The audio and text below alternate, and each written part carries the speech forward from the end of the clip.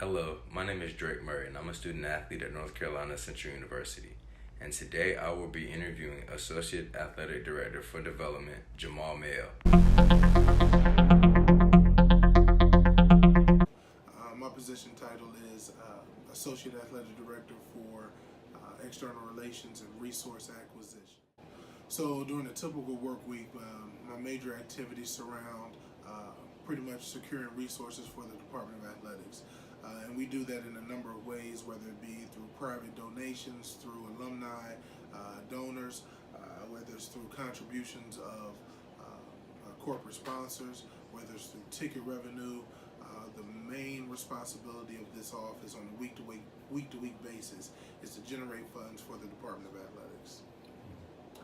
Sure. So I think first and foremost, the ability to listen. When we talk about fundraising and securing donations on behalf of the Department of Athletics, we have to have a skill set in which we listen to our constituents to see what they need, to see what they're willing to invest in, and then we see if we can tailor or modify packages in which they're willing to support our student athletes. For example, if there's an individual from Charlotte, North Carolina, who played football here, that majored in marketing, while they were here, then we would look to see, through listening to their story, who may be an individual on football from Charlotte that's in the business school that they may want to invest in and support, because they understand that we're having this conversation. Had it not been for scholarship support when they were here, they may not have necessarily graduated into the situation that they're in. And so this is first and foremost, a skill set to be able to listen to our constituent base, and that follows suit through our tickets, our season ticket holders, as well as our corporate sponsors. Next is being customer service oriented. When we open the doors for competition, for meetings, to welcome guests to campus, we just need to be in a space where we're customer service oriented, to where their first experience or their most recent experience with North Carolina Central University is not a bad experience, and in turn, hopefully it won't be their last experience. So I think those are two skill sets in our office that we try to hang our hats on: the ability to listen and the ability to be customer service oriented. Actually entered the field through academic support. I was a student athlete myself at Western Carolina University, and not too long after graduation, I had the opportunity to go back to Western and work in the capacity to support the student athletes there on the academic support side of the house, just assisting with coordinating tutors for the student athletes, monitoring study hall for the student athletes, and that just evolved into me experiencing different areas of the Department of Athletics, and in turn got me to the position where I am today. Sure, I definitely think something in the realm of sport management, particularly if the degree is housed in the School of Business, but I really feel as if something surrounding business, marketing, again, if it's not sport management, just because what folks fail to realize is that intercollegiate athletics is a business.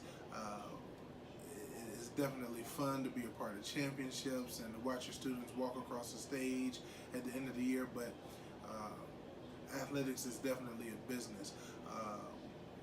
Individuals don't know that athletics, particularly at state schools, is an auxiliary to the institution, which means that it has to be self-sufficient, and we can't hang our budgets on the back of state resources.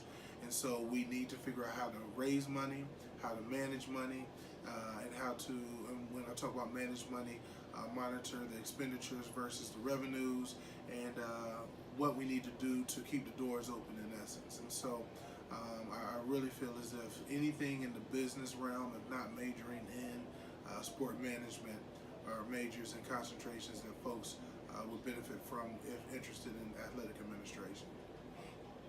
Yeah, definitely. I think business administration, accounting, marketing, for sure. I know our compliance folks, all of our compliance folks in this department have law degrees, and so business administration and law, I know some schools have a law concentration or a law aspect to some of their business classes. So I really feel as if those business type majors or class coursework would benefit individuals. Also, obviously there are different areas in the Department of Athletics. For some of our folks who are majoring in athletic training, the sciences is really good to concentrate on. And then some of our folks who work in student athlete development and make sure that our student athletes are matriculating positively from a mental health standpoint, counseling, social work, different things like that, different classes like that would help also in some areas of the Department of Athletics. Again, there's so many different facets to the Department of Athletics, but specifically to this area, I think experiences, paid or unpaid, first and foremost, if students have the time, we always welcome the opportunity for students to come in, sit in on our staff meetings, and volunteer their time during our games. Out of our office, we do have student worker, student marketer opportunities to where during our game day experiences, our students are facilitating in-game promotions, our students are facilitating corporate sponsorship fulfillment, they're engaging corporate sponsors, they're engaging our donors that come and experience our games in our premium seating areas. And so first and foremost, from an undergraduate student perspective, I would definitely urge anyone to try to engage in our game day volunteer opportunities, because again, from the fan engagement, corporate sponsorship engagement, donor engagement, I think it'll be a real good start experience for a lot of students. The career field is growing extremely rapid because not just folks that are majoring in sport management are getting these jobs in intercollegiate athletics. If you look at the landscape of a lot of athletic directors, some of our athletic directors are coming from corporate, some of our athletics directors are coming from other entertainment entities, and so the career field is growing very fast.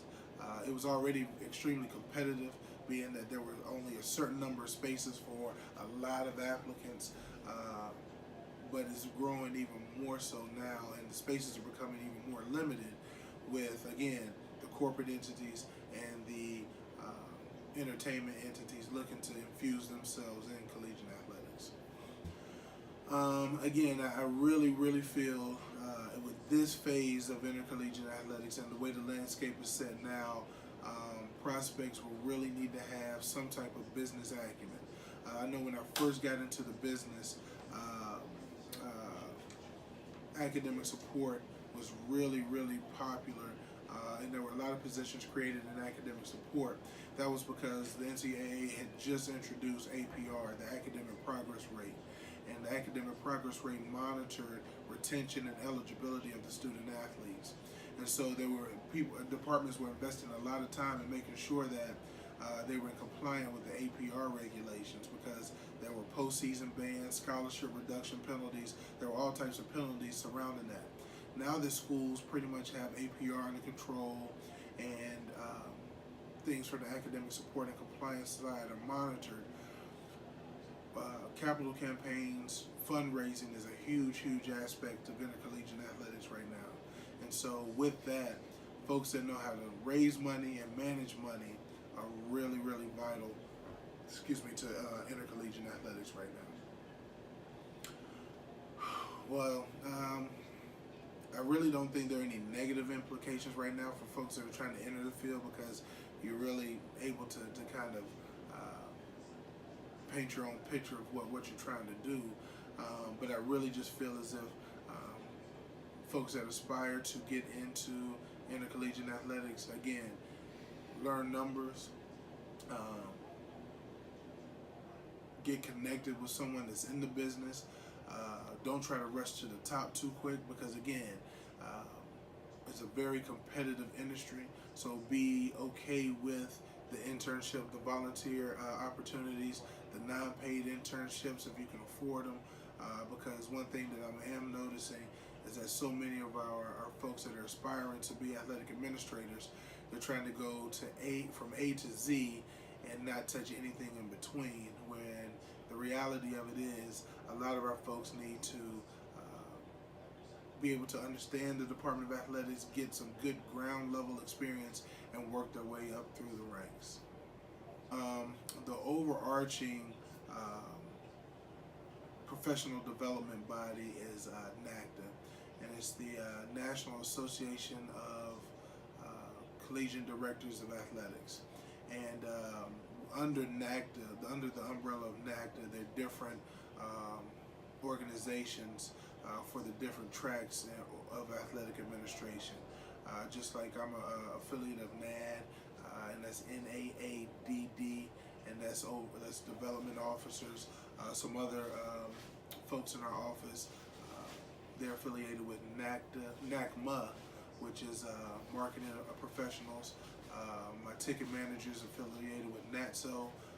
So there are all types of different sub-organizations under the umbrella of NACDA, which governs and supports the professional development for all athletic administrators. Be patient, because again, very rarely do we see the opportunity for someone to go from internship to AD, right? So there are lots of layers and levels in between that. So I would definitely encourage individuals to be patient. Never burn a bridge, because you never know who you're going to cross back in front of at any point as you look to become an athletic administrator. And also be willing to do some of the things that other folks aren't willing to do. When we look at interns, when we look at graduate assistants, we sit back and we observe how these individuals handle themselves in the office, if they're willing to get their hands dirty, because we understand that work ethic, that commitment to excellence is what needs to take place in order to elevate in the career. First and foremost, the ability to impact the lives of students. I know it sounds cliche, and everyone in higher education says it, but at the same time, I recall when I was a student athlete, some of my best friends, folks that were in my wedding, some of my teammates during that time, had it not been for collegiate athletics, they would not have had the opportunity to go to school and get a degree. And so that's why I'm passionate about my position and having the opportunity to raise scholarship resources for the student athletes, because again, those resources go to students who in so many cases may not have had the opportunity to go to school had it not been for that scholarship. One of the things that is a nice perk is that we have direct access to Nike. In a lot of jobs across the country, there are car stipends and courtesy cars, club access, golf club access, and then just the relationships you build with folks that have relationships and partnerships in many different places across the country, to where you wouldn't necessarily have access to on your own, but through the relationships you build through the department, you gain access to some of those things. So we talk about the opportunity to attend Super Bowls and All-Star games and golf tournaments. I know recently I just received tickets to the Wells Fargo golf tournament in Wilmington, which is a PGA Tour stop. So just the access to different types of people that you probably would not have met had it not been for the intercollegiate athletic space.